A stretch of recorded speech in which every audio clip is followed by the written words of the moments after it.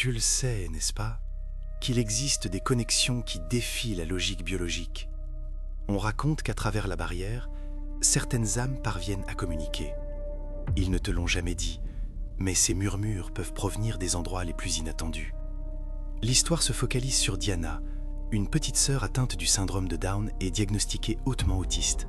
Tu le sais, n'est-ce pas, qu'il existe des connexions qui défient la logique biologique. On raconte qu'à travers la barrière, certaines âmes parviennent à communiquer. Ils ne te l'ont jamais dit, mais ces murmures peuvent provenir des endroits les plus inattendus. L'histoire se focalise sur Diana, une petite sœur atteinte du syndrome de Down et diagnostiquée hautement autiste. Les débuts sont difficiles, de la prématurité à l'hospitalisation. Mais elle commence à babiller très tôt, souvent seule, parlant au plafond. Sa mère plaisantait, elle parlait aux anges. Mais ces anges devinrent rapidement des visiteurs très spécifiques, liés à des tragédies humaines. L'escalade commence lors d'une fête de Noël pour personnes handicapées. Diana, 4 ans, court vers une vieille dame que personne ne connaît. Elle s'accroche à sa jambe et pleure, disant clairement « Je suis désolée que ta maman soit partie ». La dame fond en larmes. Sa mère venait de mourir 2 nuits plus tôt, après une longue maladie.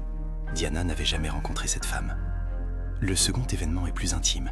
Diana parle de son grand-père décédé, puis mentionne sa femme. Or, la seule grand-mère qu'elle connaisse est vivante. Diana insiste, la mère de maman. Notre mère se fige. Sa propre mère, notre grand-mère, est morte bien avant la naissance de notre sœur aînée. Maman demande la couleur de ses cheveux. Diana répond, jaune mais pas vrai. Notre grand-mère portait des perruques blondes, cachant une calvitie et de l'anorexie. Son nom, Ginny, un nom que la famille évitait soigneusement. Le climax, c'est quand Diana t'appelle en pleine nuit, hurlant de te rentrer à la maison alors que tu es piégé dans une relation abusive. Cet appel, ce n'est pas un pressentiment, c'est une intervention. Si tu as déjà reçu un appel qui t'a sauvé la vie, clique sur j'aime et abonne-toi pour honorer ces liens invisibles. Le lendemain, tu quittes ton bourreau. Diana continue de parler à ceux qui sont partis, mais tu réalises qu'elle n'est pas seulement un réceptacle, elle est un phare pour les âmes perdues. Alors, quand le silence s'installe chez toi, fais attention aux conversations que tu crois entendre venant d'une autre pièce. Est-ce le vent ou quelqu'un cherche-t-il simplement à te prévenir ?